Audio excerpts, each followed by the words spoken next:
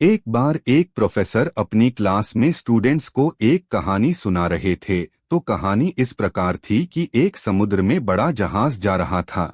बहुत सारे यात्री उस पर सवार थे। अचानक से दुर्घटना होती है और जहाज खराब हो जाता। जहाज का कैप्टन अनाउंस करता है कि सारे यात्रियों को फटाफट से खाली करना होगा क्योंकि ये डूबने वाला है। लाइफ बोट जो हैं उन पर सवार होने के लिए लोगों की भीड़ लग जाती है। लोग तैयार होते हैं कि बस हमें मौका मिल जाए। लगभग सारे यात्री सेफली किनारे तक पहुंच भी जाते हैं। रेस्क्यू टीम से भी आती है, लेकिन एक अंत समय आता है जब जहाज बस डूबने वाला होता है और सिर्फ एक ही लाइफ बोट बची होती है। लेकिन जहाज पर दो व्यक्ति थे। एक कपल था, एक पति पत्नी।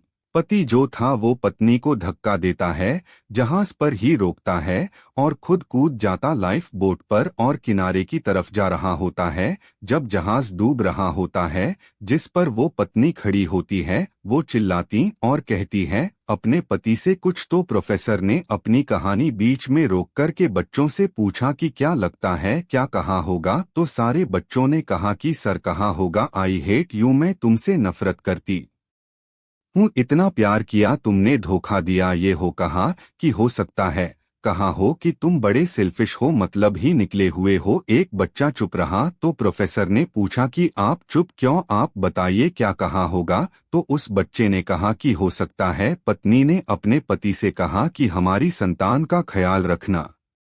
प्रोफेसर चौंक गया। उन्होंने कहा सही जवाब है, लेकिन तुम्हें कैसे पता, तुमने कहानी सुन रखी थी। उस लड़के ने कहा नहीं सर, मैंने कहानी नहीं सुनी हुई थी।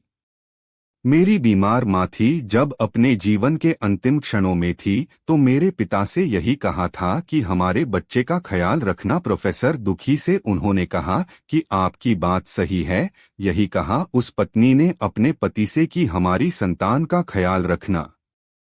प्रोफेसर ने कहा लेकिन कहानी अभी बाकी है। उन्होंने कहानी आगे बढ़ाई। उन्होंने कहा कि वो जहाज था, उस पर जो महिला बची थी वो जहाज बस डूब गया। उस महिला की मौत हो गई। जो पति था वो किनारे पर आ गया, घर पहुंचा, वहां उनकी बेटी थी। उस छोटी बच्ची का लालन पालन किया, उस संतान का पालन पोषण किया, उसे पढ़ाया लिखाया, उसका विवाह करवाया। और समय का चक्र है, उस व्यक्ति की भी जान चली गई, उसकी भी मौत हो गई। जो बेटी थी वो एक दिन अपने घर पर मायके में आई हुई थी और घर की साफ सफाई कर रही थी, सामान जो है सारा देख रही थी। तब अलमीरा में उसे एक डायरी मिलती है जो कि उसके पिता की थी और उस डायरी के अंतिम पेज पर लिखा हुआ था कि मुझे क्षमा करना, मैं उस समय समंदर में तुम्हारे साथ समाना चाहता था, लेकिन चाह करके भी ऐसा नहीं कर सका, मुझे कठोर निर्णय लेना पड़ा।